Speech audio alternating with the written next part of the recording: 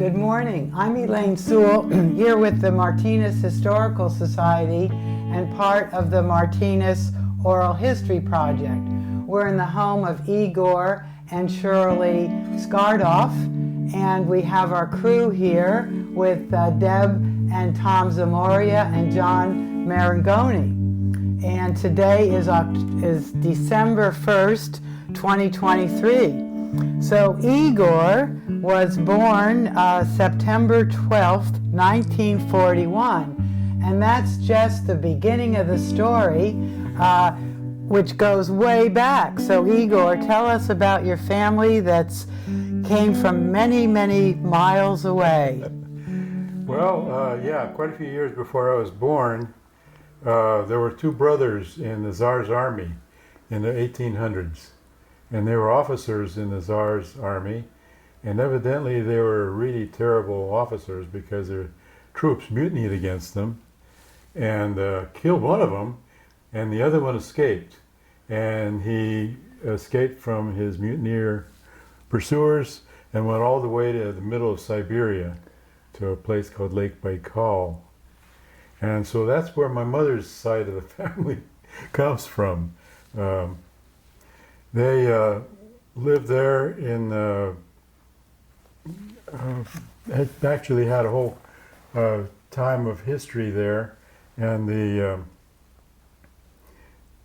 my grandmother would travel, and she was a young woman, travel from there all the way to St. Petersburg to go to an academy. And so in the springtime, when the roads were all slushy and with melted snow and stuff, she'd have to make that trip. And she did that several years in a row. It was a great honor to be selected to be one of the Tsar's young ladies, academic ladies. Later on, she parlayed that into a job in the laboratory. So that kind of goes back a little ways, since later on I ended up spending a lot of time in the laboratory as well. So, my grandfather was born there in near Irkutsk in Siberia, and he and my when he became an adult, he used to make a living sort of a traveling salesman. He'd travel around to all the Siberian settlements, and he was selling Ford tractors and dental appliances. Wow. and he got involved. By then the Russian Revolution was going, and the Civil War was going back and forth. And at one point, the village that he was visiting as part of his sales loop hid him from the Russian, from the Red Army. Wow. Because otherwise they were looking for him. And was he part of the White Army then? He was not, but he was a white sympathizer. Okay, right. Yeah. So much history in Russia. Yeah. It's unbelievable. And my uncle, my mother's uncle, Walter, who's actually named Mitrofan, was about 12, 13, 14 years old when he was conscripted into the White Army, fighting against the Red Army. And he was captured, and then he was released on parole to his family on the condition that he would not go back and fight the Red Army again. So the family, to make sure that this didn't happen, they shipped Uncle Walter, the young boy, about 14, 15 years old, to America. So he because of that, he ended up in Seattle and then later in San Francisco, and he comes back into the picture. Okay, later on. Later on, yeah. And on my father's side, the family was in St. Petersburg, and my father, before he died, one of his most favorite things that he would wish for would be that Leningrad would no longer be named that and would be called St. Petersburg. It just hurt him every time it because of Lenin. Lenin, yeah, the terror. Well, my dad didn't live long enough to see that, but when he died, I remembered thinking, well, Dad, you know, it's finally happened. I hope you know that this has happened. Yes. And back then it was promising. The Russian government was trying to reorganize itself as a democracy, a guy named Kerensky. But the communists, the Reds, didn't want that. And then the aristocrats, the whites, didn't want that either. So the poor guy was stuck in the middle. Right. And so the two sides were wanting to be the boss, and he was trying to be a democracy, and he lost Oh, the out. history of Russia is amazing. Yeah. He ended up, I think, living his last years in Stanford as a history professor. Okay. Wow. Well, anyway, my Get grandfather to your was grandfather. my Yeah. grandfather was a metallurgical engineer, and I have several of his patents on improving the Bessemer process to make steel out of iron. And back in those days, everybody worked for the government. Everybody wore a uniform, and everybody had a sword, like this. This was my grandfather's sword, and Look at that. That's he had beautiful. had that as part of his accoutrements. And this is a sword that's Ah. like this. So he could fold it up and put it in your suitcase when you're traveling. Wow. Anyway, I managed to retrieve this from the attic and refinished it about 20 years ago. And so this is my grandfather's engineering sword. Anyway, when the revolution came and various wars were going on, my father's family traveled all the way across the country from St. Petersburg all the way to Vladivostok, which is in the far, far west, eastern part of Siberia. And they used a train like they had on Dr. Zhivago, that train scene. My family did that. Wow. They snuck across the river into China, Manchuria actually, on the frozen river. So then that was your grandparents and your father? Yeah. Okay. Yeah. And my uncle. Okay. Walter. Yeah. Okay. No, that's That's a different uncle. Okay. Yeah, this is Uncle.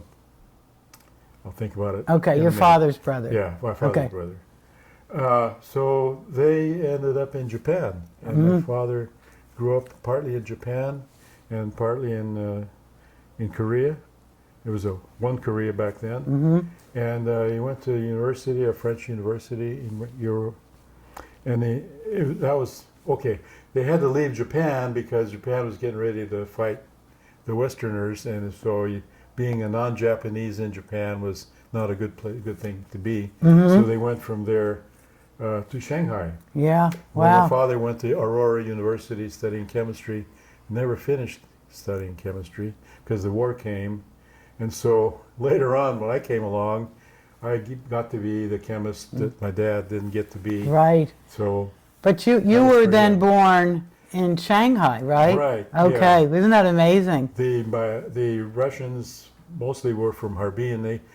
They got there to escape from the communist Reds, and then the Japanese invaded Manchuria, so they had to leave Harbin, and then they went to Shanghai. And that's how all those Russians came to Shanghai, and a big part of the Russian population in San Francisco are Russians from Shanghai. Wow. In fact, maybe at one point, almost all of them were.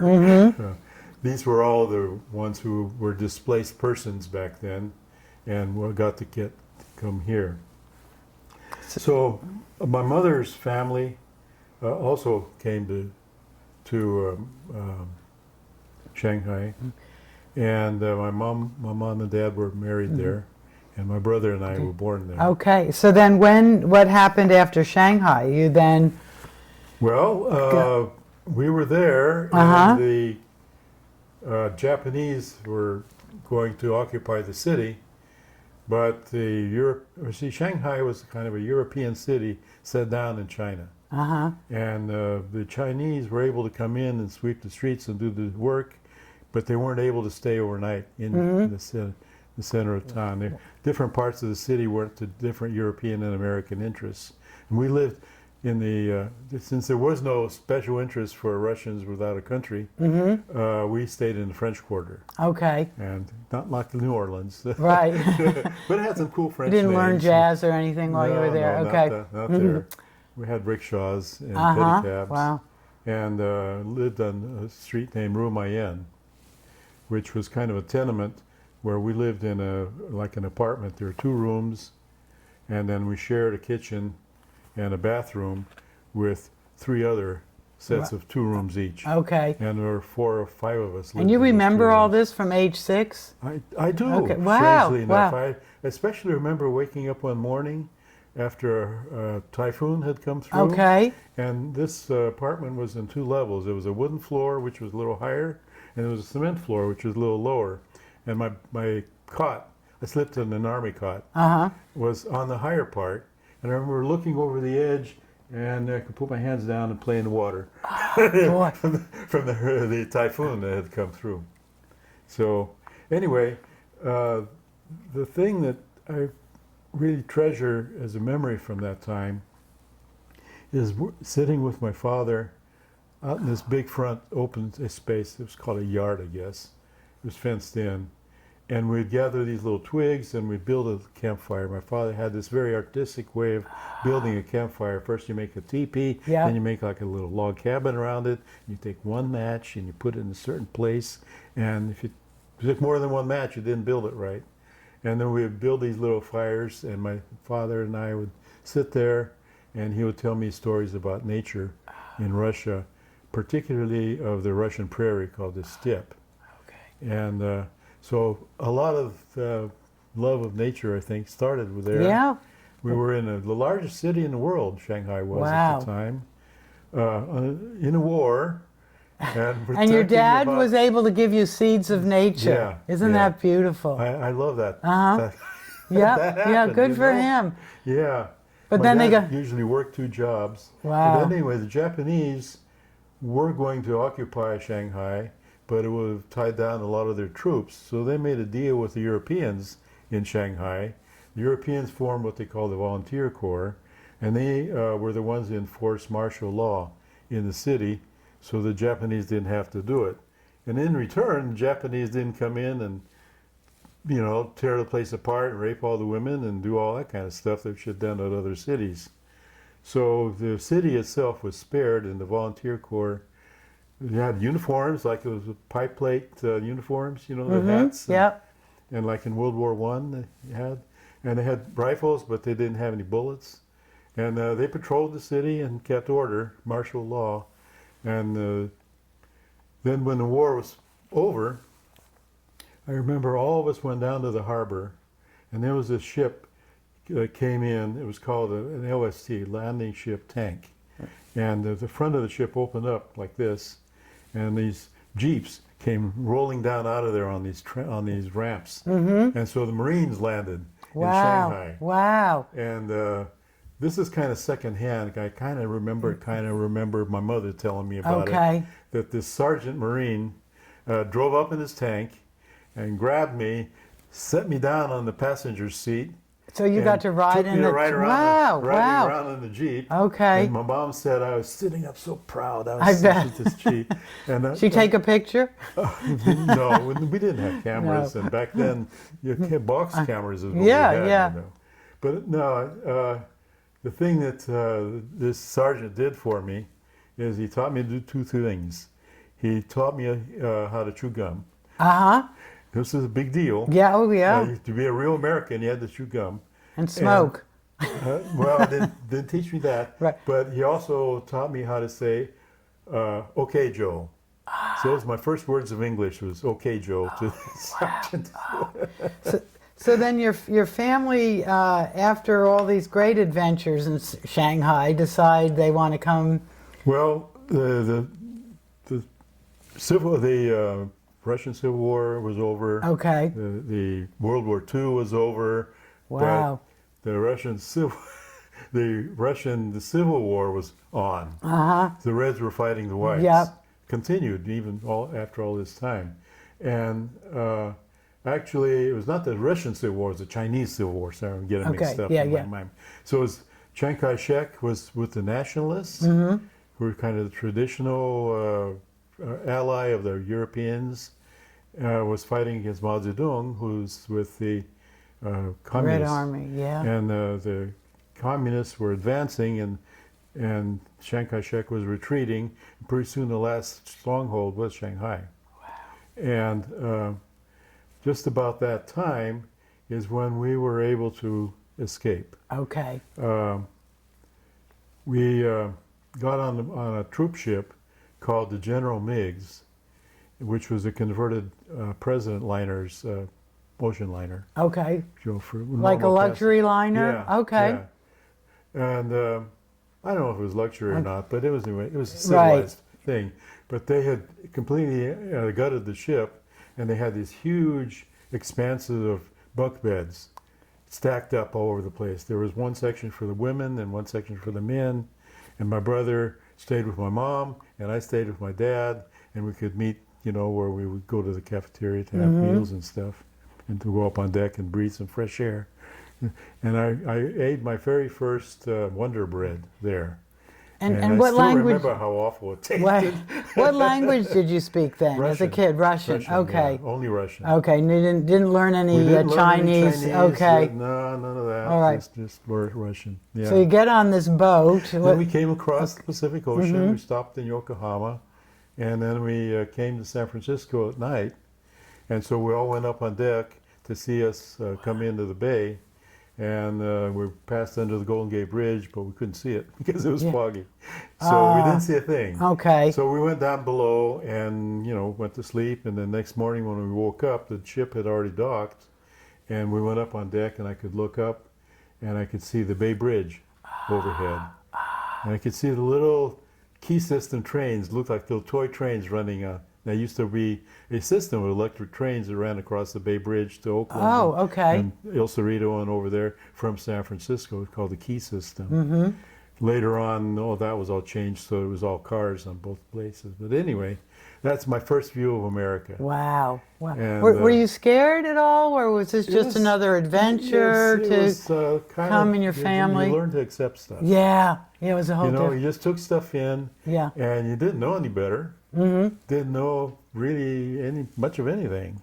You just sort of, stuff is happening, and here I am, and stuff is happening around me, And your parents seemed very calm during all this, that you're moving through? Well, they're adults, they're the grown-ups. Yeah. Okay. So they protected you as a child. You felt sure, secure. yeah. Okay, Yeah. good.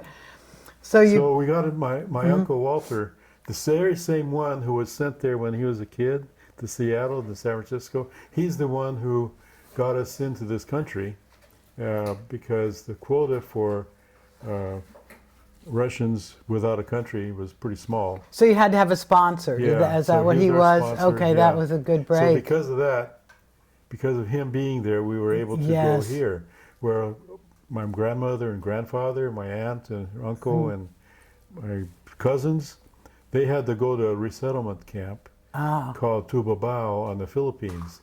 That was to get away from the communists. But they didn't have any place to go because nobody would accept them. And so little by little, the Russians in the Philippines went all different parts of the world, to South Africa, to Australia, to Suriname, in South America, to Canada. And the goal was always, the Holy Grail was to get to San Francisco. Okay. To the second mother country, if you will. Yes. And eventually we got my mother's parents there. My brother's, my father's sister came, and with her family, and my father's brother, he came in New York, the other way. And it was you and your brother. He was how much younger? About He's 4 years younger. 4 than me, years yeah. younger. Okay. So I was about 6 when we came. Okay, so he's only 2. Yeah. All right, so you get into San Francisco, and tell us what. So we're living with Aunt Natalie and Uncle Walter in the Sunset District in San Francisco, and I'm starting to go to school, Jefferson Elementary School on 19th Avenue. Part of it is still there. It's a big brick auditorium. Wow. It's still there. And I didn't know any English. There's this Russian kid showing up in the school. Igor.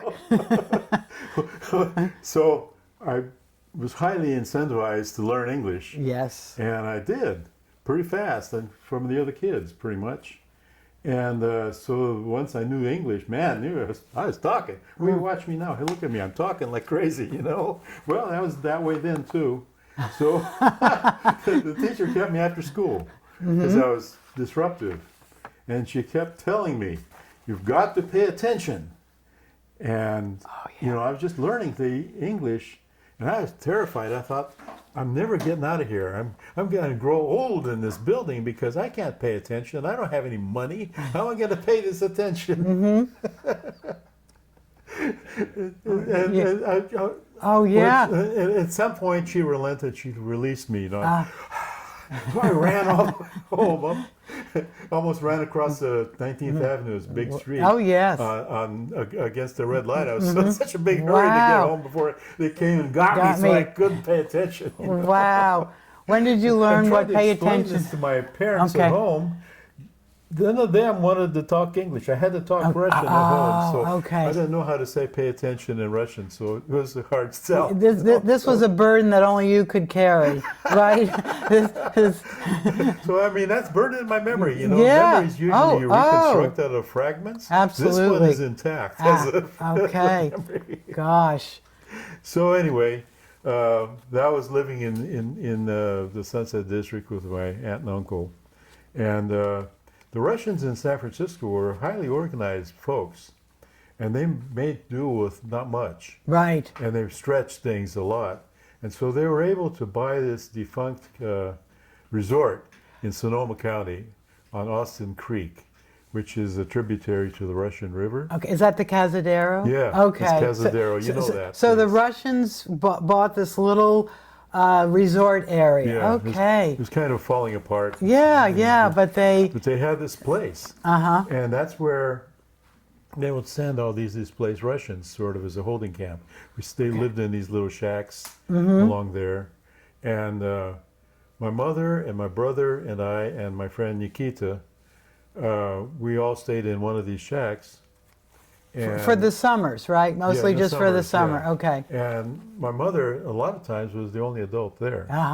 And my uncle Walter, again, he gave my mother his 22 bolt action rifle. Because you didn't have the sword then. No. My other grandfather had that. And anyway, and so that was my mother and a bunch of kids, and that was it during the week. Yeah. And we'd go swim in the creek. Oh, it's a fabulous place. Uncle Walter, when he came up to visit, taught me how to fish for trout. And I could catch a trout, 2 or 3 trout a day. Wow. We ate a lot of those trout. Again, you were in nature. In nature, in the creek. There was a redwood grove up on the hill, which we would go to every once in a while. It would be called the cathedral, and it was like a cathedral. Yes. Quiet and calm. Okay. Beautiful place. So the creeks, that's another. There's another because later on we're going to get into all the service that you've given to our county and all of it. The foundation. We're seeing where the foundation of all this comes from. Yeah. And so one of the things that there was a lot of there was yellow jackets. And so we would learn to eat like this. You'd put your fork in your hand, and then you'd go like this to chase off the yellow jackets. You take one and eat it like this. Yeah. So when we came back to the city, we were used to eating like this. We'd sit in somebody's dining room, and we'd be doing this. And they wondered, what the heck are you doing? What's the matter with those kids? God. The yellow jackets, they would come and take the food right off your fork. They were pretty aggressive. Now, so then after San Francisco, where did your family move? Yeah, while we were in Cazadero, my dad was looking for work, and he worked all the time. He usually had 2 jobs. Wow. And he found work in Richmond, and where the Kaiser shipyards had been. Yes. They were in the process of dismantling those and converting over to civilian use.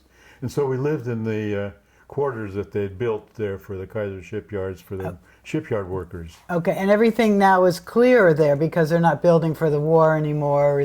Well, but we had the buildings were there. Okay, good. And here again, but this was luxurious because we had our own bathroom. Okay. We had our own kitchen. Oh my gosh. And we had 2 rooms. Okay, no more cot. No. Okay. No, I still use the cot. Okay. Yeah. And so I slept in the front room, and my brother slept in the front room. My parents slept in the back room. In Richmond now, we're still there. This was in Richmond, yeah. And various relatives would come through and stay with us for a while. I remember the women were always doing work to take uniforms, and they would take the seams out so that they could recover the fabric. Yep. And then they would make stuff out of the fabric that was dismantled uniforms. People were recycling. Yeah. Absolutely. Yeah. Now, do you have a story about Yeah. walnuts? You want to Yeah, tell that I do. story? Yeah. Okay. Yeah. One of the neighbors we had was Barbara Woodburn, who later became a city council member of Martinez. Anyway, Barbara and I were about the same age and kind of were buddies, and there was a whole gang of us kids. And one of the things we really liked to do, it was a two-story building. It had like a railing on top. We'd get the clotheslines off of where the clotheslines were supposed to be, and we'd tie them on the railing and we'd rappel down. Oh, wow. Tarzan! Okay. It's a miracle we didn't kill ourselves, I guess. Yes. But we didn't have much money, and so my mother would get walnuts, and she'd paint them gold, and somehow attach a thread to them, and we'd hang them on the Christmas tree. Yes. And the Russians' Christmas comes in January, so we got to have double Christmas and all this kind of good stuff. But anyway, my mother was kind of got known for doing this, and Barbara's family started doing that too, making those golden walnuts. Later on, many years later, when I ran into Barbara when she was on the city council here. Okay, so now we're talking like 40 years later, well, something maybe in that range. In the late, probably in the 70s, maybe. Okay. Yeah. Ran into Barbara, and her family had maintained this tradition. From then on, they always had golden walnuts on their trees. My family kind of went away from that, but hers persisted and did that, and I thought that was just the greatest thing. And how did you reconnect with her over the walnuts, right? The story. We went to the city council meeting, and there she was. And, Okay. You know, she had this clamshell thing. She was smoking. She smoked like a chimney. You know? But she'd go outside and she'd smoke, and then she'd take the cigarette butt and put it in this little clamshell thing, close it up, go back to be in the city council meeting. And this way she didn't have any cigarette butts. And this was all airtight, so it wasn't providing smoke to anybody else. And, you know, she was kind of a gruff person. Yeah. But it's fun that the She was two. no delicate little daisy, well, Barbara. people can see her on another interview on the oral history. It's very interesting. Okay, so you're in Richmond, and then what happens after your dad's still working there, and then you moved to Newark? Yeah. Okay. Yeah, my dad found a job at this company called Westvaco, which was in Newark, which is now part of, no, it's not. It's where the Dumbarton Bridge crosses over from the peninsula over to the east side. That's Newark there. And so we lived there. We rented a house, and eventually, well, my dad would work in this chemical plant during the season. He also worked in the canneries. They grew a lot of tomatoes around there, and so they made a lot of tomato stuff. And he would test the tomatoes that they canned to see if they would grow mold or not. Okay. It was a kind of a quality control sort of thing. And he also worked at this Westvaco company. And they made, one of the things they made is phosphoric acid. And, you know, if you take phosphorus, you can burn, it'll burn in air, just you don't have to light it or anything. But they would burn phosphorus and they'd put water over it, and the burning fumes would come off of the phosphorus, the phosphorus pentoxide, react with the water, and it would make phosphoric acid. And some of this phosphoric acid was used to give that extra special tang to Coca-Cola. Oh. And I used to analyze that stuff to find out how much, well, I worked there during summers when I was going to college, analyze this phosphoric acid to see if it had any arsenic in it. Okay. Because you couldn't sell arsenic-laden Coca-Cola. Right, no, you had, that was good you had that QA on that. Be reassured that there was never very much. It was parts per billion. It wasn't very much. And so one of the, and it was a terrible lab. I mean, it was. That where your dad worked? Where my dad worked. It was very primitive. Okay. And he'd take you to the lab, take you in there? And not so much when I was a kid, but when I was older, I worked there. Okay. You know, during summers. But you're still, let's get you back to the high school, grammar school was in Newark. Yeah, I just want to finish up the thing with the lab with my dad. My dad died, he was in his 50s. Yeah. he had colon cancer first, and he had that operation where you have to wear the bag on the side, Colostomy. you know. And then later on, he got cancer of the liver, and back in those days, you couldn't do anything about that. That was terminal, and so he died from that. And I'm convinced that because of all the exposure they had in this lab, Yeah. just sort of to give you a sense of what industrial hygiene they did. It was an old building and the roof leaked, so when it rained, what did they do about the roof leaking? They drilled holes in the floor so the water would drain away. Yes. Yes. A god awful place. Yeah. It's gone now. It's been torn down and demolished. It's no longer there. But my dad lived and breathed that stuff, and so I'm pretty sure that's why he died as a young man. But anyway, in high school, in elementary school, and then high school, went to Washington Union High. There were several towns around there. Newark was one. Centerville was in the middle. Niles, Yeah. Irvington, Mission San Jose, Dakota, and Alvarado were all separate little communities. And the Central High School, Washington Union High. That's the place. Yeah. Yeah. And I went to high school there, and my one of my gym coaches was Bill Walsh. So Yes. I can honestly say that I played football for Bill Walsh. And you played football in high school? No, Or- just in gym. Okay, Flag football all that in stuff, gym. yeah. I didn't actually was on the team. I But played you- flag football. Okay, but you for always Bill had a Walsh. love of football, which Not always no, so okay. much.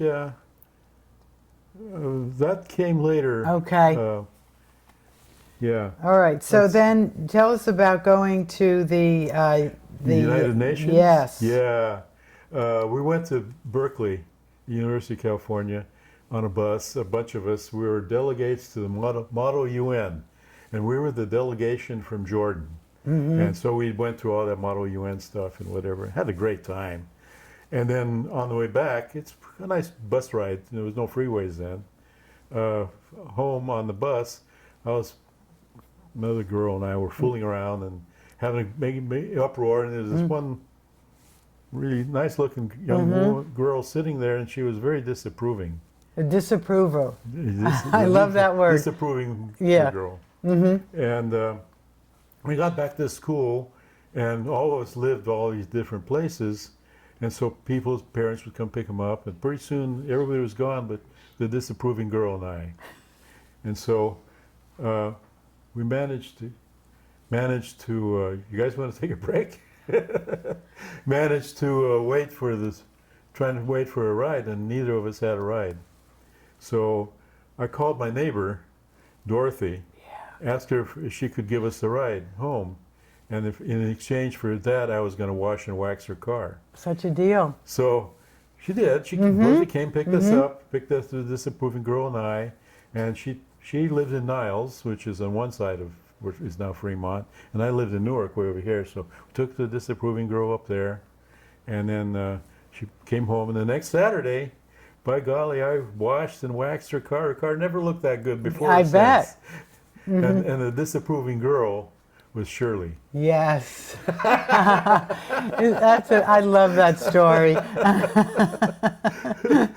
Well, we never much saw of each other, let alone dated in high school. We just kind of were aware of each other's presence. I guess that's all you could say about that. Well, you're busy studying. Busy messing around. Yeah. I had one Brill Cream. Remember Brill Cream? Brill Cream, a little dab will do you. Yeah, yeah. Use more. Only You had a if bunch you of that in dare. your hair? Yeah, if only if you dare. Brill Cream, the girls were all pursue ya. They'll want to run their fingers through your hair. There was a commercial on TV, and I love that stuff. I put that on, and Wow. I had the little thing went down like Oh, this, oh. and the ducktail thing back Okay, there. yeah. Called them DAs, you know. Okay, we'll have to get some pictures of this. Do we have this I don't know hairdo? if I have any. No, okay. And you roll up your T-shirt oh, yeah. like this, you know. And if you're really cool, of course, you put a pack Pack of of cigarettes cig- in there, yeah. Marlboros. Yeah, okay. Yeah, you'd be really manly that way. So they let you graduate from high They school. did let me do that. Okay. Yeah. And there, where did you go after that? I went to college at San Mateo, Okay. junior college on the peninsula. And again, Bill Walsh was a coach there. Wow. but I never played football for him there. Oh. Yeah, and to study chemistry, Mm-hmm. and I don't know what to say so much about it. It was Right. a couple years it Yeah. took me to get through there. I didn't. I had a hard time with math, especially with calculus. Yes. I could do algebra. I could do trigonometry because all you had to do is memorize sines and cosines and tangents and stuff. But once you got into calculus, well, something dx, boy, that just threw me for a loop. So my mother got me a tutor. There's this old gentleman who lived in San Francisco, so I would drive up to San Francisco and he'd try to teach Wow. me calculus there. And I got well, by then I had a car. I Okay. had this 1942 DeSoto, which Uncle Walter sold to me Okay. for $1. Wow. What a great guy. This thing was huge. This DeSoto was made out of solid steel. The guy who owned it prior to my Uncle Walter would drive around shooting jackrabbits with a 22 rifle. Yeah. And so he had the 22 rifle on the seat next to him. He saw a jackrabbit, picked it up, and it went off. Oh. It did not go through the door. It Oh, made a good. dimple in the door. Okay, wow. That thing was a solid car. Good, good. So Yeah. your uncle knew you, he was putting you in a safe car. Yes. So here you have this car to I ride spent around. a lot of my time under that car. Oh, fixing it. Okay, wow. So after you went to junior college for a couple of years. Yeah. Then I went to UC Berkeley. It was only for a year. Actually, maybe it was only a semester. And it was wet and miserable, and the chemistry department was in this old brick building. It was damp and smelled bad, and it just didn't work out for me. Those were the times when it was pretty regular occurrence that a student would get up into, say, their tower. Yes. You know, that big Yep. obelisk in the middle of the city, of the campus, and jump off of there. Suicide. Yeah. Okay. I mean, a couple of times a year, maybe more often, Wow. some student would commit suicide by jumping out of there. And, you know, in retrospect, I could understand that. It was a depressing place. Yeah. So you knew to get out then. You had your Well, semester in Berkeley. I and struggled. I got Yes. straight C's. Okay. I got some C minuses and some C pluses, but that was strictly mediocre. Okay. So the three of us who were all there, we stayed in this place called Barrington Hall, which was a cooperative housing where rather than paying rent, you worked. And so you could be cooking in the kitchen or painting the hallways or patching the roof or whatever it is that you needed to do. And so that was a way to afford to live there. Yes. And so the three of us lived in Barrington Hall, and we decided we'd all go to San Jose State. Okay. So we did. Yes. And It's a lot warmer there and well, everything, you know. it's not Berkeley. Yes, yes, right. Berkeley always smelled like soap. There was a soap factory down by the water, Okay. and it always smelled like soap. Anyway, I love Berkeley now, but not too much Right, back right, then. right. Well, those are tough years anyway, college, figuring Yeah. out what to do. So the three of us rented a house in suburban San Jose, and we had about a 3-mile commute to go to campus. And then occasionally we have another roommate come in and rent one of the rooms. And so we were able to afford that. And we did our own cooking and housekeeping, mowed the lawns, and kind of took care of them. and school, then you got your Went to finished school. up college there. And then, while we were staying there, we had this party. Uh-huh. One party. It was a keg party.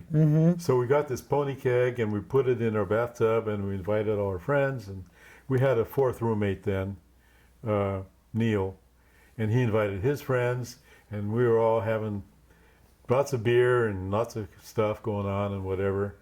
And my roommate Joe had a date with this girl, and she had a roommate, and so they were looking for a date for the roommate. And so that turned out to be me, and she turned out to be Shirley. Okay. So you get reintroduced to Shirley again. There Yeah. she is. And at the same party, my friend Dale, with whom I went to college in San Mateo with, who had later had joined the Navy. This is during the Cuban Missile Crisis. Yes. When we were on the verge of going to war with Russia. And he was on a destroyer at the time, and he got off of it, and he was able to come to the party. So I spent the whole time talking to Dale and left Shirley alone. And my roommate, Ted, tried to pick her up, and that didn't work out so well for Ted. And Shirley later told me that's when she decided that I should marry her. Yeah. And She liked you giving her a little bit of space, huh? I like to think it was certainly not my charming personality Wow. or anything. The other thing that happened that time, the Neil's roommate, Neil's buddies, they thought that was really funny. They stole the keg, took it out the bathroom window, and drove off with it. Don't mess with someone's keg. And so those of us, pretty soon they were gone, you know, and the keg was gone. So we took all Neil's furniture, his bed, his dresser, and his desk and stuff, put them out on the front lawn, arranged the same way it was in his room. Wow. And then pretty soon his roommates came back with the keg, and they thought, Well, we also disabled their car. Oh. And so then all of his buddies were carrying the stuff back in, putting it back in his room. There were all these one-on-one confrontations all over the house, and it came that close to being really pretty violent confrontation. Got actually blows being exchanged and stuff like that. Didn't happen. Right. And then later on, Neil and his buddies left, and then things calmed down, and you know, Joe and I took our dates home. and so you took Shirley home. Yeah. But so then what transpired between you and Shirley then? You started dating and Yeah. Okay. Yeah. And then when did you propose to her? And get married. Tell us about that. I had this car called a Borgward. Yeah, it was originally made in Germany, and later on it was made in Mexico. And it was a really kind of Never heard of it. junky car. Okay. But it was $300. Uh-huh. You know, so I had this Borgward, and I got into an accident with it. I was driving down the street, and a guy ran a stop sign and hit me, and damaged the car. Didn't hurt me, but damaged the car quite a bit. So it cost around $300 to get it fixed. And it was clearly his fault, but the insurance company was real slow to pay. So in the meantime, I was raking leaves and doing other work, and I was able to pay for getting the car repaired. So when the insurance money came through, here I had these $300. So I went down to the jewelry store and bought Shirley's engagement ring. Uh-huh. This is money from the car wreck. Yes. Yeah. And what's Shirley doing? Is she's at San Jose State She's at San Jose State. Okay. She was a year after me. Okay. She was getting much better grades. Yeah, than yeah. I did. Well, you're busy with the keg parties, you know. Well, you know, I was a dumb guy. Oh, yeah. And So you I had to proposed. spend a lot of time crawling under the car, for whatever reason. And I proposed to her on the couch that I had built. Oh yeah, there's a whole story about the couches being built. I don't want to go there. Okay. Well, our next episode we'll do that one. Okay. So anyway, yeah, and she said yes. And, Joe, one of the roommates, came by, and he said the two of us were sitting there on the couch, and he said it looked like we were both glowing. Yes. Oh, that's sweet. He said it was amazing. Yeah. So, yeah. So you got married, and then you moved to after you got married. Well, three things happened all at once. I graduated from college. I got a job offer from Shell, and I married Shirley. Okay. That all happened in July of 1964. Wow, that's a big year. Yeah. Yeah. All right. Yeah. Life was never the same again. Yeah. So we we got married in Niles, which has been one of the outlying towns in there.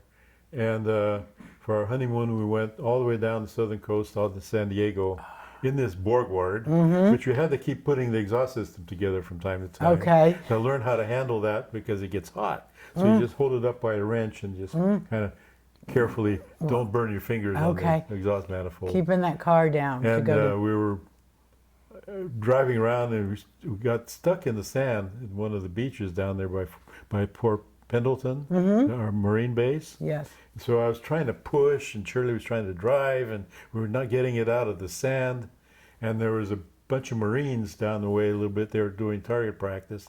They were bam, bam, bam, bam, and so the Marines came over and said, "Hey, what's going on?" Whatever. Well, we're stuck here. So they pushed it all out. We all ended up at their apartment having a couple of beers. Wow. This is your honeymoon. Honeymoon. Oh, good way. Good memory. And on the way back, we were on the highway just outside of Santa Barbara, cruising along about 70 miles an hour in the left lane of a 4-lane road. It was separated by a big strip. Yes. Kind of like, I don't know. But there were two separate roads. And we came over a little rise, and it was huge Pontiac pointed right at me in the left lane. Oh, wow. You know the Pontiacs, they used to have that big thing going all across? Yes. I mean, they were wide. Oh, yeah, big humongous. cars we had then. So I switched, turned to the right, and the car started to skid, so I turned to the left, car skid this way, and that way. By the time I finally finished skidding, it was on the side of the road. Both tires on the back were off the rims. Wow. And the guy in the Pontiac, Yes. he came back, and he asked if we were okay, and he said someone had just cut him off, and he was barely moving when I came over the rise and saw him.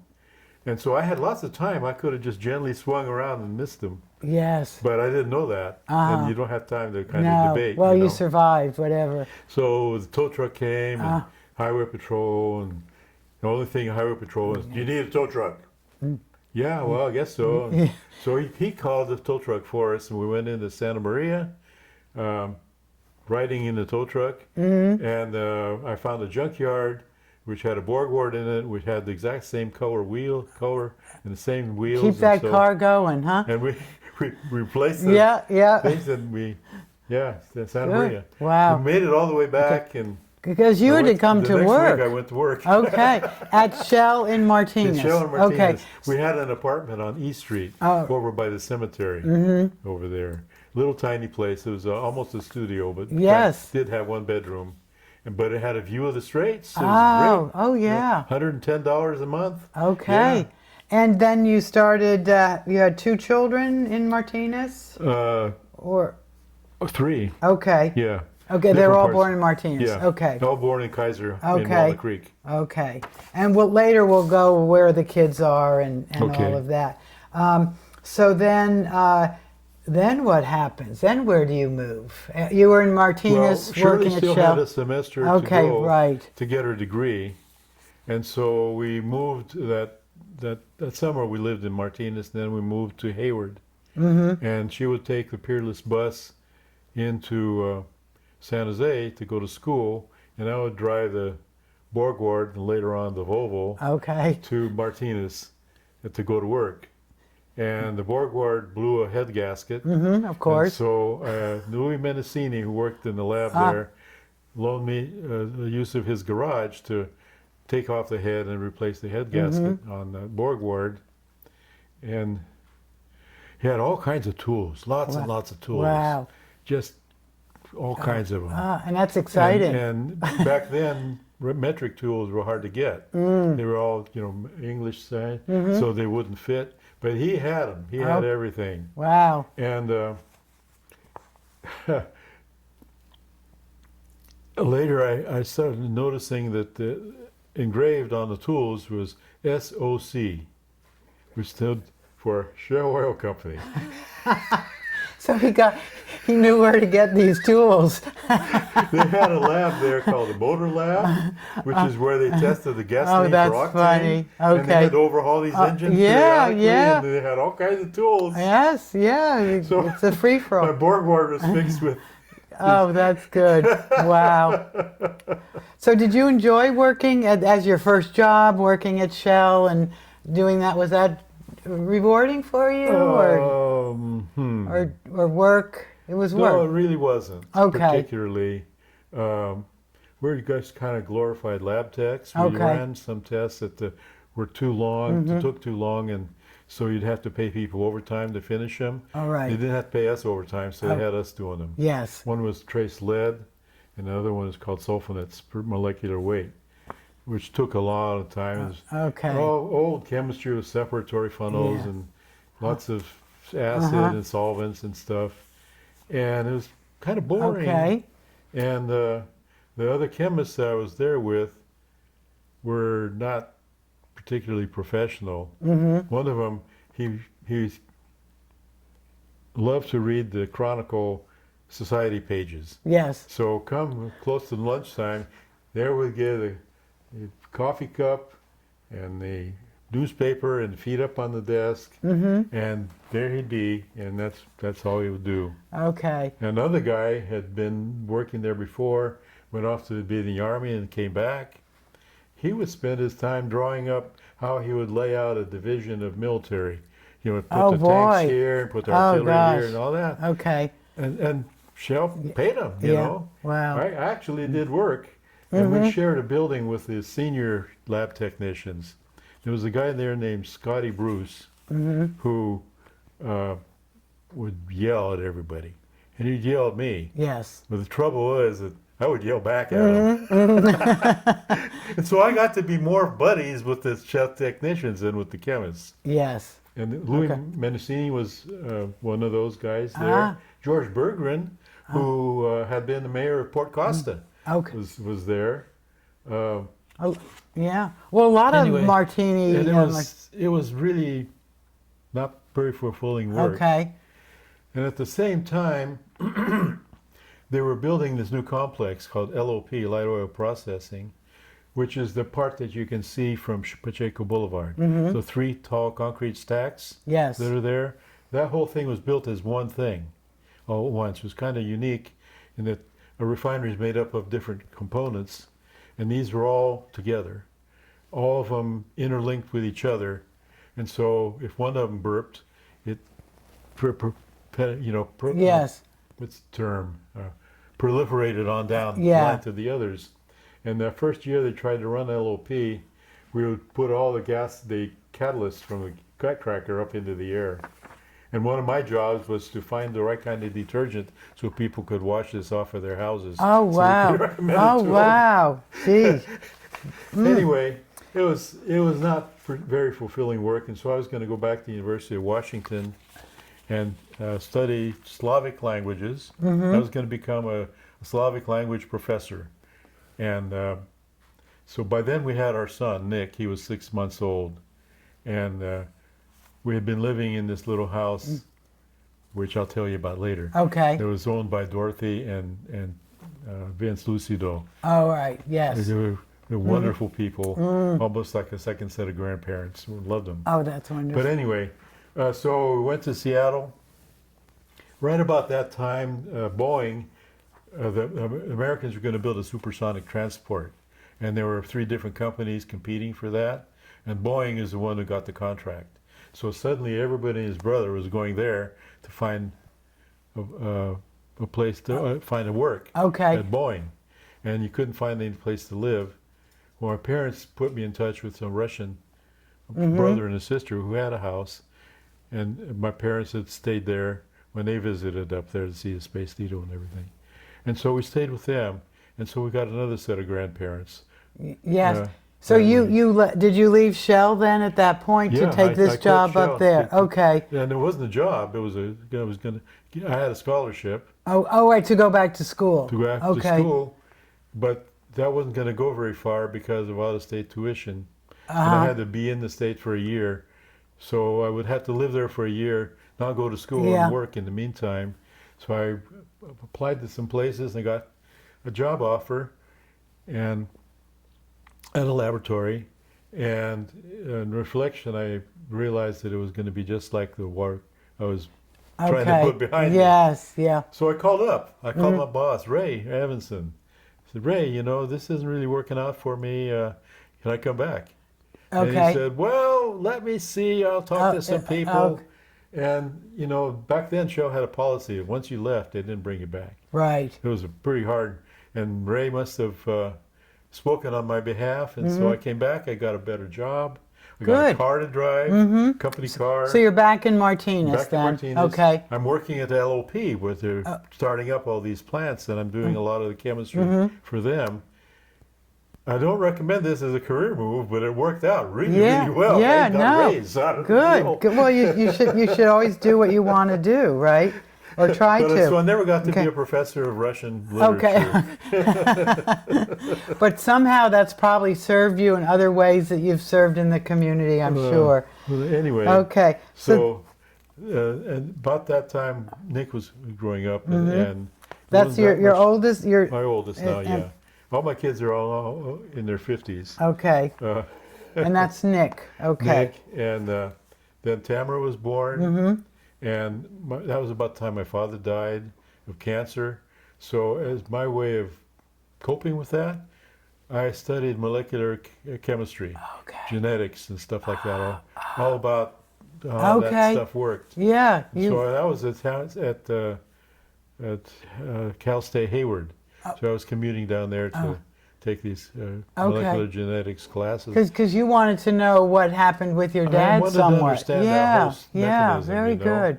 And my daughter Tamara, I got a picture of her sitting at the kitchen table with this molecular chemistry book open in front Oh, of her. wow. And she's like, 2 years, a year and a half old. You've got to start young. Yeah, yeah. Oh. And so we lived in this little house, little tiny house In in Martinez Okay, on still. East Street. Okay, the same end of one. East Street. Okay. Where if you come off the tennis courts at the corner of East Street and Alhambra, you go, Okay.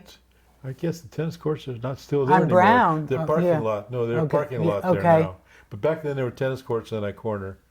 And the East Street was about 2 blocks long and ran into the creek. Ah. So there was this little house on the creek. There you go. And Vince was a gardener and an orchardist. Well, he worked for Shell too. He worked in the Idliano plant, which he breathed a lot of sulfur dioxide doing that. Eventually, he died of pancreatic cancer, probably from that. Yeah. But anyway, he took me under his wing, showed me how to work the soil and how to plant vegetables, and we had a whole row of artichokes along the fence line, and he had a persimmon tree. He had big, huge persimmon trees, those big old squishy persimmons, and they would fall down and go splat, and the yellow jackets would come after him. Those yellow jackets. Yeah, because of sweetness on them, But anyway, we lived there. Nick and Tamara were born when we lived there. And then when Melanie was going to come along, it was going to be too small for us. So we ended up buying a house out in Forest Hills. Okay. 3-bedroom house. Paid $35,000 Wow. for it. Wow. And then when did Baton Rouge happen? About the time we got that house all Okay. fixed up just the way we wanted yes. it, I got offered a transfer to Baton Rouge Through Shell. through Shell. But before that, one of my jobs was as a auditor. They had a system where they had one technical guy and a financial guy being audit partners, and we'd go around audit different parts of the refinery, looking at it from our own particular perspectives. And one of the things we audited was the chemical plant, and one of the processes they did there was what made this catalyst, which was used in Louisiana to make these biodegradable alcohols. Anyway, the stuff was a powder, white powder, and if it got moist, it would release a gas called phosphine gas. One phosphorus with a bunch of hydrogens around it. And this deadly toxic gas, it caused cancer, and it would cause genetic problems, and it's toxic in its own right just from acute toxicity. And they stored it in drums, and in order to keep it from getting wet, they bled nitrogen into it. And when we audited them, they told me, well, every once in a while we forget to turn the nitrogen on or whatever moisture gets in there, and it pops the lid off these drums. And then that gas is going into the air. Exactly. Yeah. And so I said, oh. And this was a covered shed with open no walls, just a roof over it, corrugated roof. And so I wrote them up. I said, this is very toxic stuff. This is not great. And I got into a lot of trouble over that. Should have consulted with this, that, and the other, that they'd passed all these tests. And I said, well, the law, the chemistry is chemistry. I'm not inventing this. Right. And not that much later after that is when I got my transfer to Louisiana. So I don't know whether that was the There you deal go. or not. We're going to ship him down there. Later Okay. on, after I'd lived in Louisiana for a while, we came back to California to visit, and I was talking to some friends, and they, not that long after I was transferred to Louisiana, that process was shut down, and they restarted it in the middle of Nevada where there was nobody around. Yeah. No auditors there. There's no audit trail to follow. Yep. This is just circumstantial happenstance, but I got. That's good. I'm thinking you did maybe your there's job. some connection here. Yeah, absolutely. So tell us about you lived in Baton Rouge for 10 years. Yeah. So tell us, give My us kids can all do Cajun accents like you wouldn't so believe. good. Oh, and instead of fixing, you learned how to do a shrimp gumbo, right? Oh no, jambalaya. Jambalaya. I can Okay. cook like nobody. Okay. I'm good at Okay. jambalaya cooking. Yeah. But before that, you were beef stroganoff. That you That's had when that. I met the girls in Berkeley. Uh-huh. I lived across the tennis court Okay. from Berkeley. So you changed your menu here a little bit. Well, I had. Yeah, you got to I go didn't where it need any is. New girls. That's right. Well, beef stroganoff, I guess, sounds a little more Russian. So Well, that's yeah. So This was fitting in. Okay. I loved certain aspects of living in Louisiana. People are extraordinarily friendly and open. Like if you ask them for directions, they won't just describe it to you. They walk you over there, show Wow. you where it is. Drank a lot of beer. yeah, Humid, 10 o'clock in the morning. Your shirt's sticking to you. yeah, you need that beer. And walking around. And back then, the big fashion was they had these little tiny bottles, like 8-ounce bottles of Miller. Uh-huh. And everybody was drinking these little tiny bottles of Miller. You'd have to drink 4 of them before Yeah. anything. But I'd go to visit somebody's house at 10 in the morning. They'd offer you a beer, Yeah. The guy would come to mow your lawn, he'd have a beer. It's legal to drive and drink in Louisiana. You can. We were commuting and we were into carpools. Yes. And we rotated whose job it was to get the beer for the car Okay. on our way home. It was like a little grocery Yes, store there. yes. And we were always drinking Schlitz for some reason. I don't know why that was, but Yeah. we weren't drinking a good old Louisiana beer.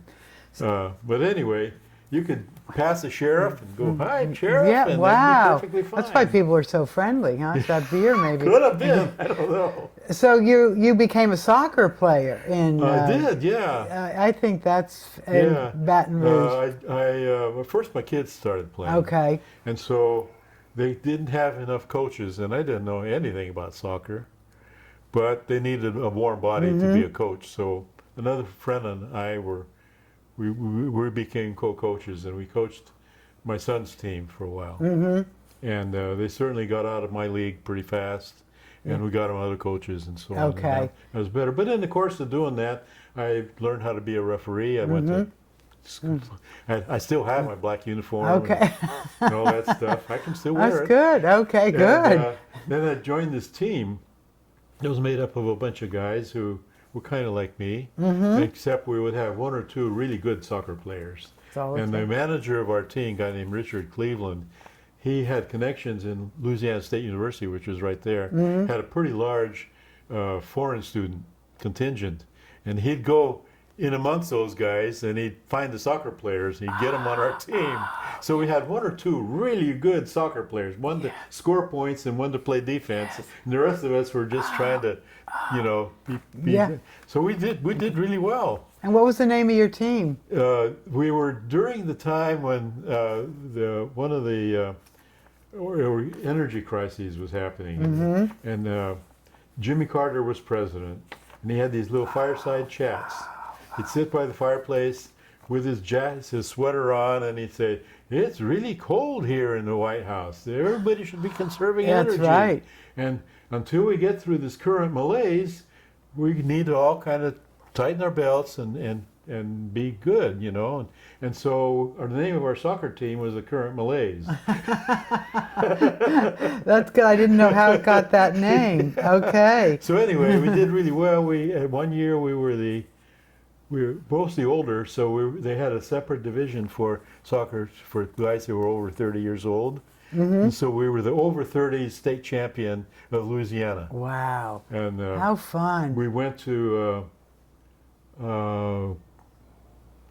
city on the Mississippi in Tennessee, Blues Place, Memphis? No, Memphis, yeah. Okay. To play in the regional tournament. And we did really, we started off with playing against the top team and they just kicked our butts. Wow. But then we got better. We played mediocre teams after that. We did pretty well. Did your kids love to play soccer? They all Did played they get soccer. good? Good. I never coached my kids. Okay. After Nick. Yeah. went. But good, they got the soccer bug. Yeah. They loved it. And then one of the teams that I coached was made up of the girls. I usually coach girls, about over 14, over that age group, you know, just beginning to be teenagers. Yep. Interesting age group, but anyway, I don't know how that happened, but anyway, I got the ones that didn't get drafted by other teams. Okay. So at the end of the team, they all filled up. They were a bunch You of got girls the and ragtags, So yeah. I got them, Okay. and I taught them how to play Yeah, soccer. you molded them. And they didn't win very many games, but nobody ever beat the hell out of us. Okay. And we'd lose 1-0, 2-0, and then when we played the top team in the whole league, we tied them 1-1. Wow. You would think we'd won the championship. Yes. We all went out and had pizza and celebrated, and there was just bugs everywhere. It was just wonderful. Oh, that and I have is. a ball in my garage with all my players signed the ball for me, so I could keep that as a memento. So yeah, that Okay. was. And you had a couple of good work highlights while you were in. Well, there's a whole complex of processes. Okay. Some of them would use the Okay. catalyst that was made in Not too Martinez. complicated, No, because no, a lot no, of no, us no. don't have. Not too Okay. complicated. One of them was a distillation column Okay. that they had to shut down pretty often and chip the deposits out of it. They would Okay. lay on trays, and they would kind of like a stalagmites on a cave would Right. accumulate, and it wouldn't work. And so you have to shut it down, and it was very laborious, and had to take it all apart and chip all this stuff out of there. And this has been going on for years, and it was just kind of accepted. This is what it does. And I said, no, it's got rewrite whatever. Well, the stuff that they were processing through this came by barge from Louisiana, from Texas, and was unloaded into a tank. And somebody had this idea that if you just let it sit in the tank, it would stratify so that the composition would change, like the heavier hydrocarbons would sink down and lighter ones would go to, that was bullshit, but they did that so they would stir up the tank Okay. to avoid doing that. Well, the thing is that all this hydrocarbon has some little bit of water in it. And so the water tends to accumulate in the bottom of the tank, and the interface between where the water is and the hydrocarbon is was an ideal place to grow microbes. Okay. It was like black snot. It would grow there. And of course, they'd turn on the mixers and they'd mix it all up and they'd put it in the distillation column where they'd flash off everything and this black snot would cake up Okay. the thing. So I solved that problem. I said, drain the black snot out of the tank before you ship it over here. And they said, oh no, we don't have any place to drain that. I said, we'll get some vacuum trucks. And so they did.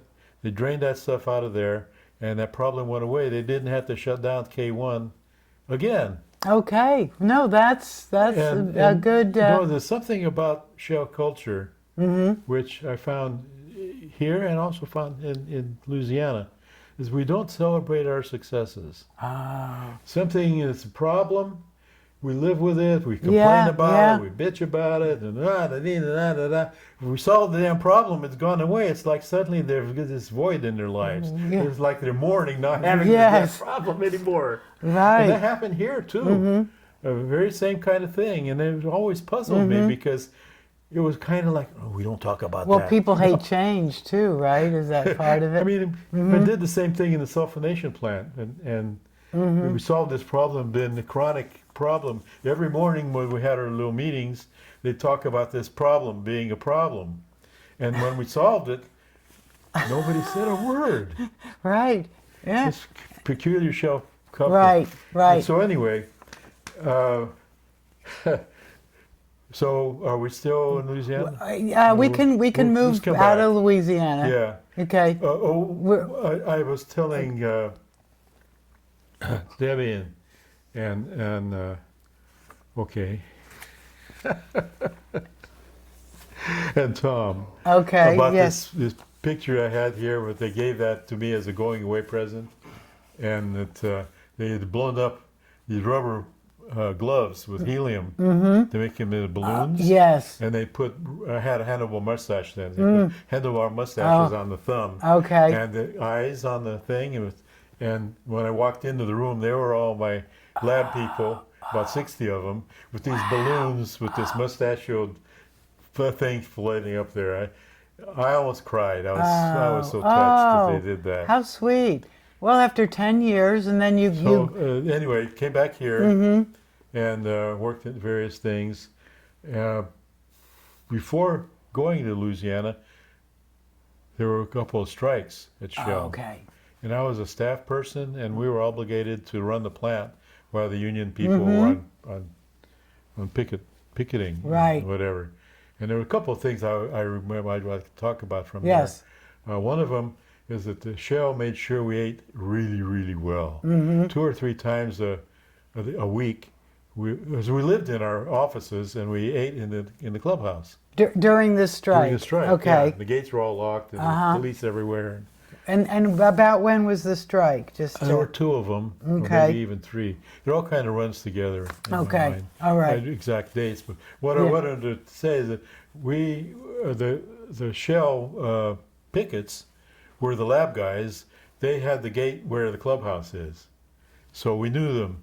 Okay. They were there picketing. The gate was closed. It was not one we would open and close, but they were there to make sure that it wouldn't get open and bypassing the pickets. And it was right by the clubhouse, and we'd get steak and lobster several times a week. Wow. And several of us from the lab, we would get extra steak and lobster. We took it down to the pickets. Okay. Give it to them because we were friends. Yes, we worked yes. together. And so Shell probably can fire me now, terminate my pension because I contrabanded the steak and lobster down to the pickets. Yeah. I even considered at one time, because they were paying us big time. We were working 12-hour shifts, many hours a week. And I considered at one time, but did not do it. Because we got like a bonus money to contribute that to the union fund, but I didn't do it. Because we were friends. Yes, with of course. union Yes, guys. yes. And everybody just wants to have a good living, And you we know? didn't. And We did, well, some of them, one of the things that happened, one of the tank trucks got bullet holes through it. Wow. And it passed through both sides, and Jeez. the oil came out of both sides of it like that. We were attempted to be followed home a couple of times when Okay. we ride Wow. in and out of Yeah. carpools. And my friend, who had been a former Green Beret in Vietnam, was one of our chemists. And he had this Volvo, and he was waiting in line to come into the refinery. We had to wait. That was kind of the concessions. They held us up for X amount of time, then they'd let one car through, then wait again, and whatever. Anyway, while he was waiting, one of the pickets banged his car with his sign, and then kicked in his grill, and then tried to climb in the back of his station wagon. wow. And by then, everybody was in a hoorah, and the guards came over and took him away. But I'm thinking, you know, this guy is a Green Beret. In fact, if that other guy had climbed in there, that would have been an end Not to wise. him, you know. Right. So this was like the end of the weekend, so we weren't working. We were just in there to stay the night and then wake up the next morning, go to work. So we had some time, and this guy and I spent the entire afternoon talking about this. And he was convinced that what he wanted to do was go round up a bunch of his friend Green Berets that he kept in touch with. Yes. They all had automatic weapons that they had stashed. They were going to kidnap some pickets, Okay. take them out in the boondocks where there would be these big eucalyptus trees, handcuff them to each other around this tree, and fire off their automatic weapons over their heads into the tree. Yes. He was going to go do that, and he had every way he could have done that. And I spent an entire afternoon talking him out of it. Good, good. So you saved. As a peacemaker. Yes. Negotiating. But this Good. guy was, when people get mad, they don't get red in the face, they get white. When they're really, really deathly mad. Okay. And he was that way for the whole afternoon. And a couple of times when I was talking with him, he was sort of so furious that I'd kind of touch him on the shoulder, and he kind of come at me like this. Somehow I had a way of holding his hands this way, which is not like a judo chop or a karate thing or anything. Some kind of a thing that probably would have removed my kidneys or something. Wow. And he'd catch himself, and then he wouldn't do it. So you were able to talk him down. Yeah. Good. Yes. He's a good guy. Yeah. He's a good guy. He ended up having his own environmental company. Because one of the things we did, we climbed the stacks to sample the gases that were going out the stacks. And so he formed a company that did that as a contractor for all the refineries around here. So he went on his own business. Yes. His wife was from Okinawa, and he known her there, married her there, and she talked about being wounded in the war. She was? Yeah, she was, and how the doctor to treat her gave her a hat pin so she could pick the maggots out of her wound. Oh, okay. And she was just the sweetest lady. Oh, wow. Yeah. So you've probably in your career just met so many different people from many different ways. Connections with wars. And Yeah.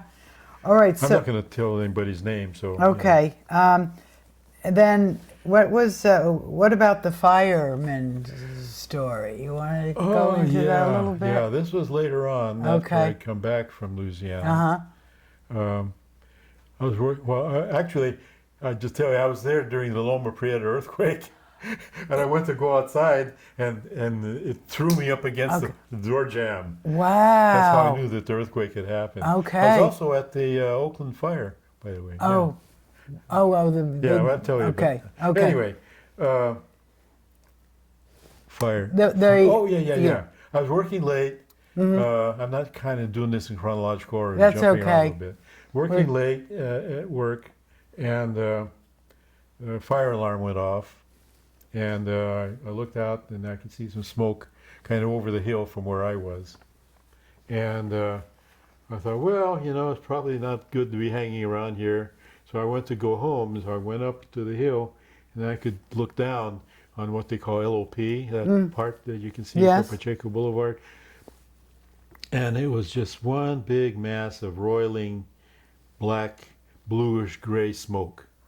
It was just high enough to cover most of the structures, and the only thing you could see sticking up through there was the tall columns and the stacks. And there was and you could see kind of orange flame in this cloud, this black cloud. And it's my vision of what hell would be like. Yes, very It's scary. just the most god-awful thing. And I thought, man, there's got to be dead people in there. It was big. But I couldn't go that way because it was not quite over the road, but it was right next to the road. And I'm sure the last thing they needed was somebody trying to drive through there over the fire hoses. So I went back, and the main office was back there, was back by the lab then. And I went up to where the boss's, the mahogany quarter was. What do they call it? Mahogany row, right, yeah. I went up there, and there all the bosses were. And I said, well, I'm here, I can't leave. Give me something to do. So they had me operating the switchboard. So people would call up, and I'd talk to them, and they'd say they wanted to know what was going on. So I'd run up the stairs to Mahogany Row. I said, these people want to know, or the KCBS is calling, wants to interview me. Do you want me to talk to them, or whatever? And they said, no, don't talk to them. And what do I tell them? They said, if they ask what toxicity it is or what it is that's burning. Yeah. And they said, don't tell them you don't know. Tell them you don't know. And I'd go down there and I'd tell them I don't know. And I got so pissed off I mean, we were looking like idiots, like we saying we didn't know what was going on. I kept running up and down these stairs, and that's the only thing these guys would tell me. And eventually, the fire was put out. As far as I know, nobody died. Yes, good. And when I came in the next morning, the members of the fire crew were still picking up. You get a lot of water everywhere. Oh, yeah. It gets to be a real mess. And I got home, and we had this thing called, what was that stuff called, John? That computer system? Anyway, you had a EBS system. Yeah, we had a little computerized system, kind of like our own little network. And I sent them an email like thing on that, telling them what was wrong and that you can't be doing it this way. What you need to have is somebody to be a spokesman who's informed and whom you can vet, that will tell them appropriate stuff and won't speculate or, make the problem worse, but will calm people down. And it was not more than a month or two after that Bill Sharkey got that job. I don't recall whether they hired him to do that or he was already working in ER and they moved him over. But then, after that, we had other fires. And Bill Sharkey was out there, the voice of reason, explaining things. Good. And they gave him the information that he needed to have and all that. So I like to feel I had something to do with that. Oh, absolutely. Yeah. One of the bosses said, I wish you hadn't sent me that that note. And I said, well, Yeah. I kept asking you and you kept telling me you don't know. I said, Yeah. Anyway, so I didn't get fired. No, and then you became a fireman, right? And then the other thing I did is I went down and joined the fire crew. Okay. Right that morning. Yeah, you said, hey. I don't want to be a victim. I'm going to be part of the solution here. And so Yes. I was on that fire crew for well over 10 years, I think. Eventually became an instructor, taught at the University of Nevada. That branched out into hazardous materials training. Yes. And so I taught chemistry of fire and hazardous materials chemistry to the Los Angeles Fire Department. Okay. And one in Pittsburgh, the fire department, and others traveled to Colorado, Texas, other places. It's another whole skill set. It was a whole other thing. Yeah. There was an independent contractor who took me on as an employee, and I did some of that stuff with him. That's where we really got into the hazmat stuff. Okay. Which later on led me to being, for about 10 years, I was on the hazmat commission for Contra Costa County. Okay. So that kind of came in handy to have that as well. Now, when did you retire from Shell officially? 2000. Okay. Easy number to remember. Okay. Yeah. And that was 30 years altogether with Shell. Is that how 35. long? 35. Yeah. Okay, that's a great career. Yeah. So I'm thinking now at this point we may just quickly go over the names of your kids and where they are. Is this a good Nick, point? my oldest. Okay. He's in Portland, Oregon, and his day job is he cooks at a retirement place. His real love is music, and so he's growing a music career and supporting himself by being a cook in this place. But he plays concerts. He's in several bands. He has his own band. Yes. And it is really blossoming. This whole music thing, he's always been interested in it, but never really went into it in a big way. Yes. And so I'm very happy for him because I think he's found his place. Yes. And you played guitar? What did you play? I had a guitar. Okay. So you gave a few. I could play the theme music from Peter Gunn on it. Oh, okay. Oh, that's a good one. It's good at parties to have that. So good. So he's up there in Portland, loving that. Yeah. And then your daughter, Tamara? Tamara lives in Suisun City. Okay. And she works for this worldwide cookware company called, what is it, John? Myers, yeah. And she's kind of a logistics person for managing the flow of cookware from Vietnam or Thailand or wherever it's from to J.C. Penney's and Target and different places like that. So all my kids have been married at one time, and none of them are married now. Okay. Tamara's husband passed away. Nick and Melanie's spouses, they were divorced.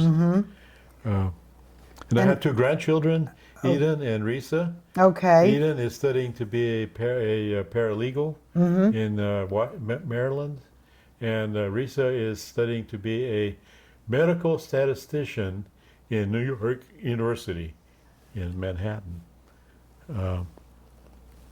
So there they are. Yeah, no, that's a wonderful accomplishment. And Shirley was home. She's the one who made the kids who they are. Yeah. 'Cause she loved being a mother, and she made that her job. Yes. Oh, that's a huge job. And That's it beautiful. absolutely is. Oh. Yeah, that was her profession. Yes. She wanted to do that, and look, you know. No, that is wonderful. Okay, so now we may have some time to go over some of your service outside of work, all of your, we have a list of your, which one, did it start with Alhambra Creek? What was your first? Oh yeah, this is a Kathy Radke thing. Okay. She started a group called Friends of Alhambra Creek in 1990, and we saw a little thing in the Gazette, Martinez Gazette. Yes. Little tiny article. It's Friends of Alhambra Creek have walked the length of the creek and taken pictures, and they're having a slideshow of it. So we showed up. There was that place where Luigi's is now. That was a It was an Italian place before that. Oh yeah, breakfast place and Yeah. big windows and everything. big Yeah, pizza. yeah. And they had a little performance space there. Okay. And so we were in there watching slides of Alhambra Creek. Dick Duncan was one of them, the guys taking pictures. So we joined Friends of Alhambra Creek. So we aren't founding members. We are the members who joined the second meeting after it was founded. Okay. So Jane is a founding member, and Kathy Radke is a founding member. They were the ones who founded the organization. And you already had quite a knowledge about the creeks and. Well, we lived on the creek when we were living with Vince and Dorothy, and the creek formed two boundaries of the property. So I knew it from that, and I was always having grown up in Cazadero, fishing all the time. You know, I can't pass a piece of water without thinking what kind of fish would be in it. You know? So you have a great knowledge of the fishing. Well, enthusiasm. Okay. Put it that way. Okay. Good. I'm an enthusiast. Right, and that's quite a So, great you know, organizations. Kathy went to talk to the manager of the refinery one time. They were being sued for a process which was potentially going to put chromium into the bay. Okay. And there was a settlement, and there was some money available from that, and Kathy got, and the way these settlements work, the person being fined gets to choose who gets the money. Okay. And so she went up and talked to Bob Andrews, who was the head man there at the time, and she got several $1,000s from Bob for Friends of Alhambra Creek. And believe it or not, Jane Moore is still sitting on that same money. Okay. We're very, very frugal.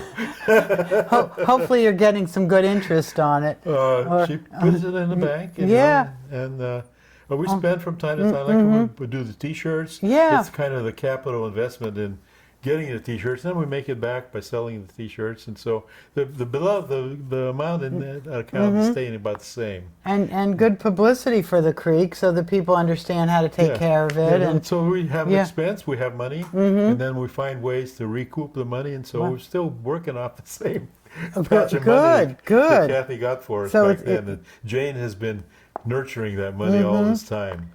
And then the Beaver Task Force, was that part of that?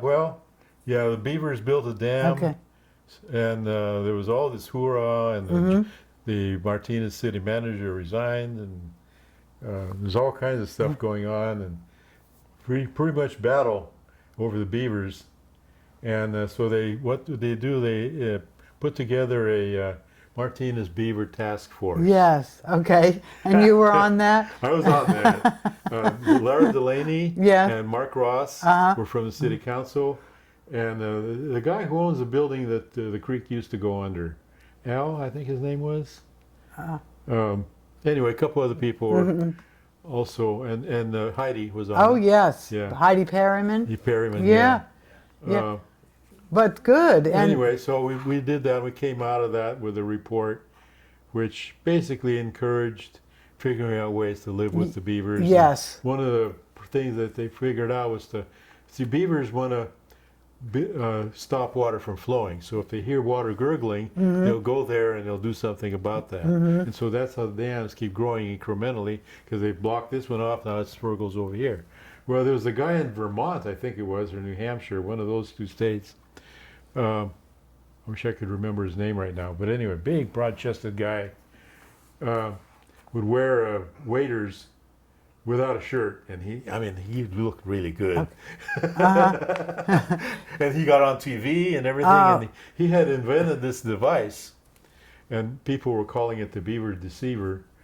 It was a big piece of pipe that would siphon the water over the dam and then discharge it far downstream. Okay. And you put a cage around the front of it so the beavers wouldn't get sucked into it. And this silently moved the water across the dam, so there's no gurgling. All right. So once you got the dam to be 30% as high as it max could be, we put in the beaver deceiver. His name was Chip, I think, something like that. Anyway, and the beavers wouldn't continue enlarging the dam. And there was 3 generations of beavers grew up there. Okay. And mostly what they would do is go downstream, and something I didn't know before was they loved tules. And there were a lot of tules downstream, and they would bunch of tules and bring them back. And they also would eat willow trees. There was a shiny bark willow and the 9-bark willow, I think it was called. They liked one and didn't like the other. So we would plant both kinds. All right. You know, and then we put cages around them so they wouldn't eat down the willow trees. So do we have a good community of beavers still? No, we don't. Okay.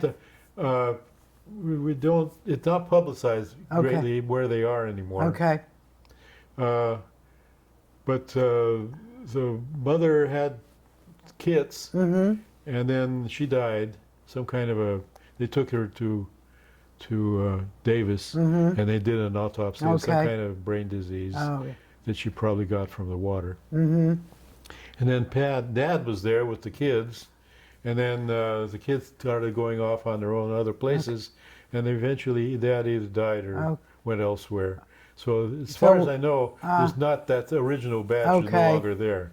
Now, from time to time, we get beavers there because you can see the trees are being cut down. And there's a definite pattern of what that looks like when a beaver cuts a tree down. And so sometimes that happens, but they haven't seemed to establish the permanent residence here, as far as I know. And if I do know, I don't want to know, because under torture, I'd probably disclose their location. And then you've been with the Chamber of Commerce, and you won the Lifetime Achievement Award. They gave me a Lifetime Achievement Award, yeah. And what do you think, why did they decide to pick on you for that, Igor? I don't really know exactly. I was involved in the creeks, and one of the things that Friends of Alhambra Creek was involved in was we were the community voice in the group that was designing or putting together the Downtown Creek project. You know, I used to go under the building and make a left turn and then a right turn under Main Street, and it would plug, or the water would wouldn't all fit into the pipe, and it would destroy the floors in the building. And so there was a parking lot there. They took out the parking lot, they lighted the creek, made it go across there, and we've got what we've got now. That's huge. That was about a $12 million project, which required a community participant in the grant applications and all that. Of which you were involved. Friends of Alhambra Creek did that. Yes. And somehow it got my name associated with it more so than others. Because really, this was when Kathy was still... Kathy Radke, involved. Because what we did is we did a restoration project which had to be sacrificed to build the bigger project. And Kathy was a big part of that other previous one. Well, whatever's happening is good, because Martinez downtown is not getting flooded anymore. It used to flood several times all a year. the time, so that's great. Yeah. And then your Kiwanis work, when did that start? I was friends with Marshall Burgamy, who was the superintendent of the Martinez Adult School, which used to be Montecito Elementary once upon a time. Okay. And he and I met because I was down in the creek taking water samples, and he was up there at the school. I said, "Hey, what the hell are you doing down there?" You know, and Marshall was a Marine sergeant, nobody to mess with, you know. And I told him we were doing water quality sampling, and so we got to be friends. And they started up the Environmental Studies Academy, which was a class for kids who were not doing well in conventional high school. Yes. So they did this Environmental Studies Academy, and Rhonda Zollinger got involved in that, and she was the main teacher. And then it's passed on to other people. She's gone on to become a doctor, Zollinger now. Okay. And is doing really well. And we did a restoration project there where we laid back the bank, put in willows, and Shell employees came out and helped with all that, and with weeding afterwards. Had to restrain some of them because they would weed everything. They'd pull the willows out too. You gotta let them know But, what. when we did that project, we put the creek into a pipe and bypassed it because we had to work down in there, and that left some pools, and there were 4 rainbow trout in those pools, so we know that they were there. We Okay. got pictures of them. They weren't very big; they were like Right, this. but We couldn't tell whether they were resident all year long or whether they were migratory steelhead, because you can't really tell them apart unless you do some isotopic analysis, because there's different stuff from the fresh water than from the salt water. Yes. But you have to kill them to do that, so we didn't No. want to do that. so then, how did Kiwanis? Anyway, Marshall was a member of Kiwanis. That actually connects. Yeah. Marshall was a member of Kiwanis. He invited me to come talk to the Kiwanians about watersheds. So I talked to him about the Alhambra Creek watershed. And later on, another Kiwanian, Maury Huguet, whom I crossed swords with occasionally because Maury was representing the property owners and I was representing the environmentalists. I wasn't representing, but I was one of them. Right. And we would disagree sometimes. At one point, I made another fool of myself. I said, "Well, you know, Maury, I haven't got nothing against people making money, but," and he said, he kind of interrupted me but that shouldn't be building 12-story tall or whatever. I was going to say that, but then he says, "So you're not against people making money, huh?" Just left me hanging out to dry, you know. he was a very smooth lawyer, and he was a gentleman about it. He didn't raise his voice or anything. Right. Anyway, he nominated me to be a member of Kiwanis. Okay. And so I became a member after that. And now you're going to be the president. Well, I've been the president before. Okay. We have a system where you get elected president-elect, and you do that for a year. Okay. And then you get president, and you do that for a year, and then you do immediate past president, and you do that for a year. So it's a 3-year sentence. Wow. And what? Tell me what your involvement besides that. I mean, the Kiwanis to you is represented just feeling connected to the community, or what is the? Kiwanis now has a native plant garden in front. Okay. That was due to Lorena Castillo. Oh, yes. She's the one who made that happen. The creek runs back behind the building. We've done a creek cleanup behind one of the Kiwanis board members' houses, back up by Morello School. There's a different creek up there. There's lots to do. Yeah. Absolutely. And my Kiwanis badge says environmentalist. Okay. It's like, like Dracula or something, Now, what's the Willows Theater? What's your involvement with that? That was a interesting thing. There was a big movement that kind of gathered momentum. There was the John Muir Association, which were the civilians supporting the Park Service. Yes. And then there were a couple of guys who ran the Willows Theater over the Willows Shopping Center. Yes. Their names will come back to me Okay. when I'm not Email trying to me. remember.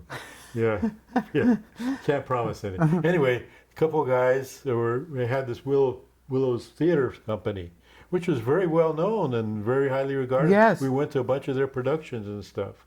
Well, they were looking for another home, and there was this car parts place on is that Mellis that runs next to Alhambra, next one over. Oh, I know what you're The getting. I know what you're getting Cutwork into. place, I yeah, know yeah. what you're getting into. And so we did this on my dining room table. We had hired actually an architect worked for free for us, and he designed this really lovely constructed theater. Upper floor where you could have parties and you could look around and all this kind of stuff. And that was we were raising money to do that, and we raised about over $100,000 to do that, and it wasn't enough, of course, to do it. But we're going to convert the parts store to a theater.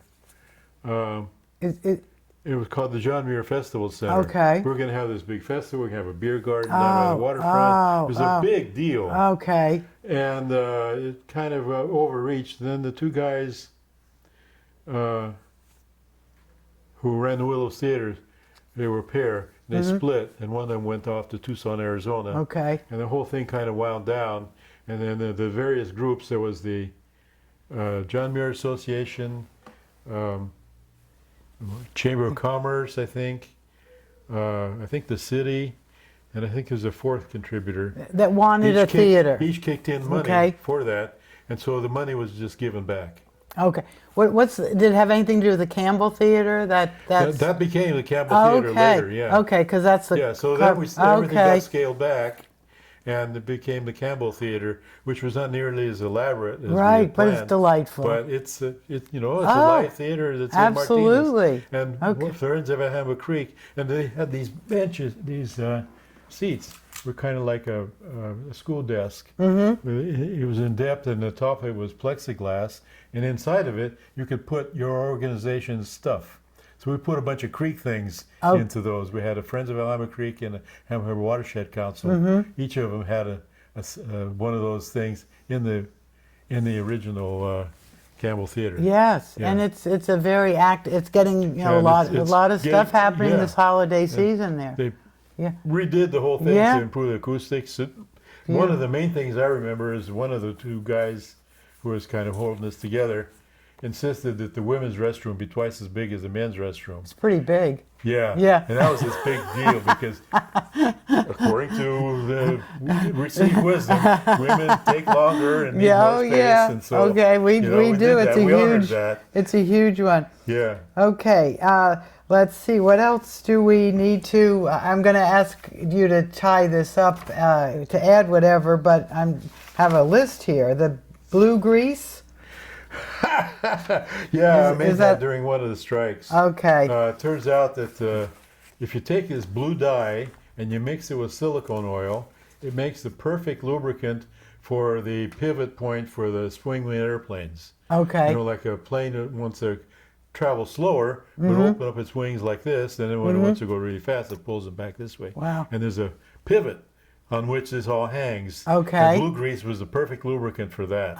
So we would make that, and since you're working with solid dye, everything turned blue. I had lots of underwear with blue marks all over it. Wow. Okay. So we made that during one of the strikes. I learned how to make blue grease.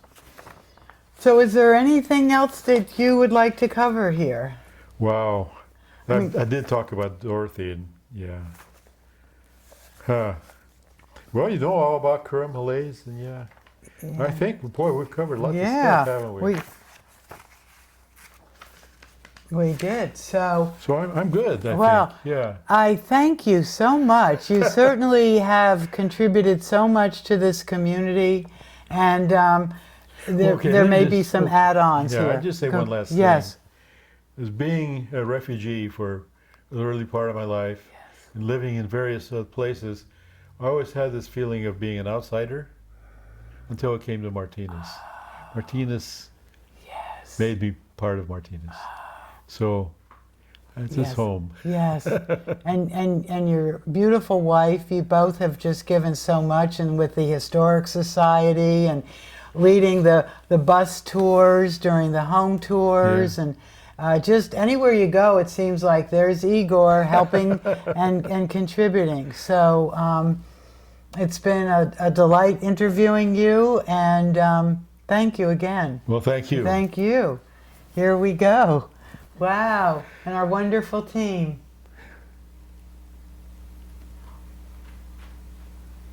Good job, kids. Yeah, yeah. You know, I was so.